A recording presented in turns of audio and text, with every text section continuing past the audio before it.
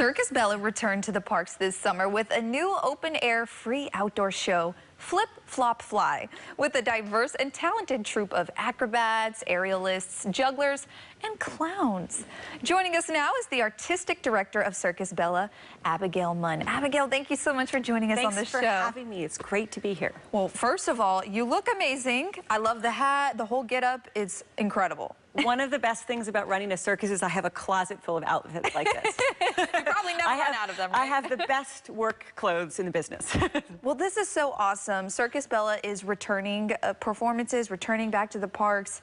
Why is the return this summer? Why is it such a big deal? Why do people need to be looking forward to these performances? Well, I think circus is kind of a magical thing in that you don't really have to be of any age, any background, anything to come and enjoy the circus. And there's something about the magic of a performer up in the air doing something spectacular that we can all connect with. Mm-hmm. And I think that's the wonder of the circus. And then on top of that, we're outdoors. So at a time when, you know, COVID is still a thing that we can still all come and gather outdoors, enjoy a show, and enjoy each other enjoying the show. Yes, of course. Now, being outdoor compared to, which some people may not know, being outdoor compared to indoor when it comes to a circus, what are the challenges or differences when it comes to the performance?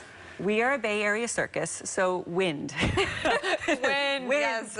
But we just squeeze a little tighter and move forward with the wind. Yeah, of course. Now, you specifically, so for those who did not notice the props right here on the table, Abigail knows how to juggle, which is amazing. But what other performances can people expect in the circus when they come to see? All sorts of acts in the show. So we have Chinese pole, so that's Tony Cannon. He climbs up a pole and, you know, feats of amazing strength. We have clowns. We have Yan Dam, who stacks a bunch of cylinders and boards and does handstands on top of them. That's called the Rolla Bola. Mm-hmm. We have Natasha Kaluza, the super duper hula hooper.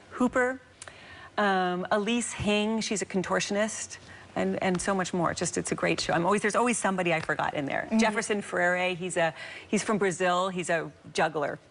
Oh, so who are some of the people that come out to see the shows and get involved? It's amazing. Oh, and I also have to tell you one more thing. We have a live band at all our shows. So all the music, it's a 6-piece live band, and all the music is originally written by Rob Reich for the shows. Oh, so, that's incredible. So we have our own soundtrack.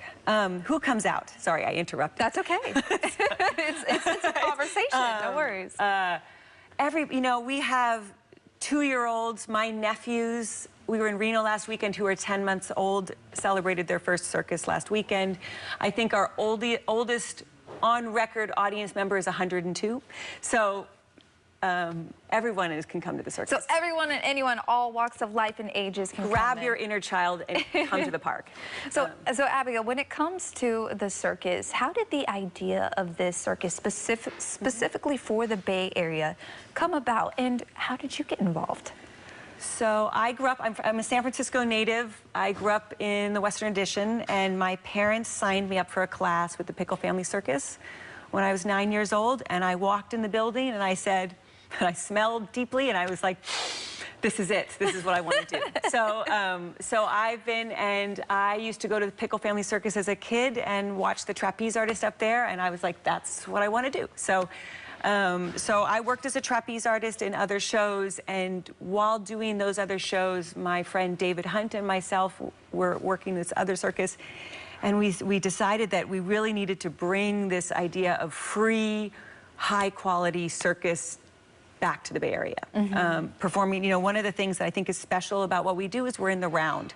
So if you have audiences on this side, there's the show in the middle, and then you have the audience on the other side. So this audience is not only just watching the show, but they're watching the other audience side of the audience react. So it becomes this kind of community experience. And why was it important for it to be free to the community? So that I think everybody deserves to go to the circus. Yeah, I agree. I think it's this universal art form that all kids, adults, everybody should get to participate in it once a year. Well, that's so awesome that Yeah. you guys have that perspective and you're providing something for people to be able to be a part of. Now, with the show, what goes into the creative process of creating new shows year to year, or however often you have to retweak the performance? So we produce an annual show. So I usually start thinking about what I want to do with the show in about January, February, maybe a little sooner.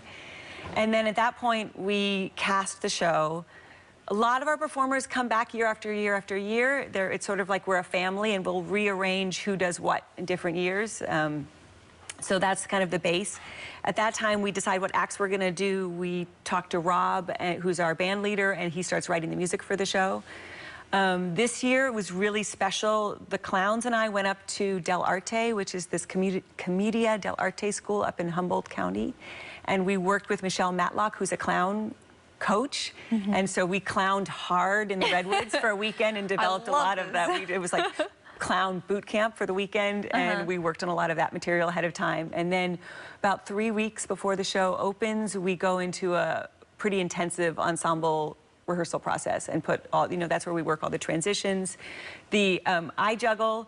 Actually, almost everyone in the cast juggles, so it's our tradition that we end the show with a full company. We call it the Big Juggle. And so we all throw, we all care about each other a lot, and so I always joke that we kind of throw hard objects at the people we love.